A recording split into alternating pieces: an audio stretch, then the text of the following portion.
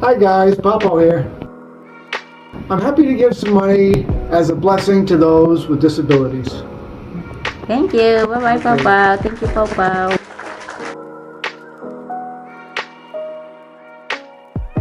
Kinsa man ni sila, daghan kayong salamat sa ila ah.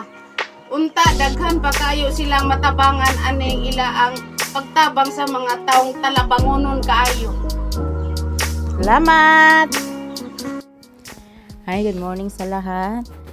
At lalo na kay Sister Lynn Manulong. Siya po ang nag-concerned citizens po sa ating kababayan na disability na mahandugan natin ng konting tulong, lalo na yung pabigas na pamigay namin sa mga taong nangangailangan, lalo na sa disability at sa mga kababayan natin mahihirap.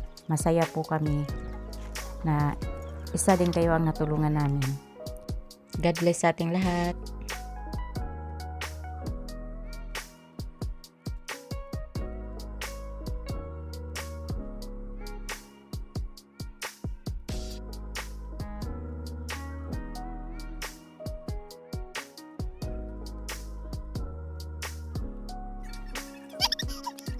Oo na lang kagtig.